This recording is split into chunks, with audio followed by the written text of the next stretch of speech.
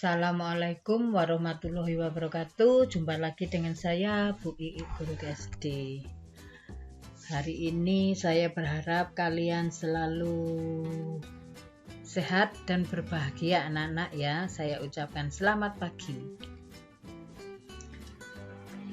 Hari ini saya akan menjelaskan sedikit tentang tema 3, yaitu muatan IPS, mengidentifikasi interaksi sosial, khususnya interaksi antara manusia dengan lingkungan. Mengapa kita belajar itu? Supaya kalian itu bisa mengidentifikasi interaksi manusia dengan lingkungan. Nah, sebelum lanjut, kita harus tahu dulu ya. Seorang individu tidak bisa memenuhi kebutuhannya sendiri, diperlukan individu lain untuk melengkapinya. Oleh sebab itu, manusia disebut makhluk sosial. Dalam kehidupan sosial, manusia itu berinteraksi dengan manusia yang lain.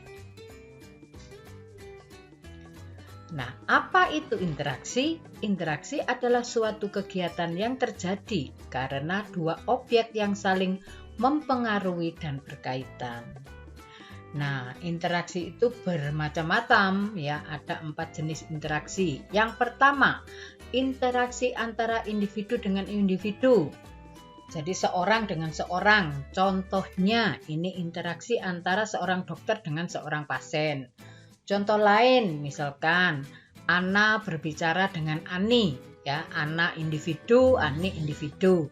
Ada lagi contoh lain, misalkan kalian Nizam, ya, Nizam itu berbicara dengan ibunya. Nah, ibunya Nizam itu individu, Nizamnya individu. Jadi interaksi antara individu dengan individu. Yang kedua yaitu interaksi antara individu dengan kelompok.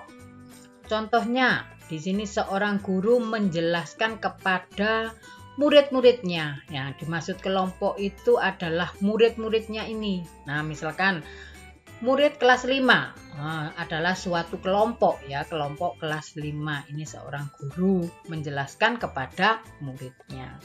Ada lagi misalkan contoh lain, pembina pramuka memberi pengarahan kepada anggotanya. Nah ya, itu kelompok dengan individu.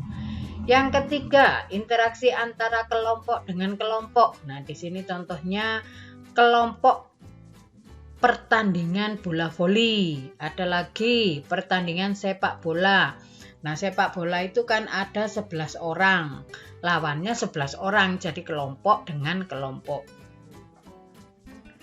Yang keempat yaitu interaksi antara manusia dengan lingkungan. Nah, untuk memenuhi kebutuhan hidupnya, manusia juga berinteraksi dengan lingkungan. Di sini contohnya petani dengan lingkungan persawahan. Ada lain. Nah, ini untuk memenuhi kebutuhan hidupnya, seorang nelayan berinteraksi dengan laut, dengan lingkungan laut. Contoh lain.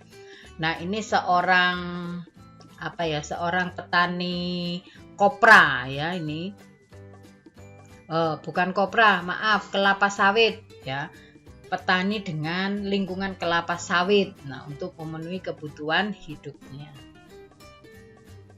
Ini juga ada interaksi antara manusia dengan lingkungan perkebunan.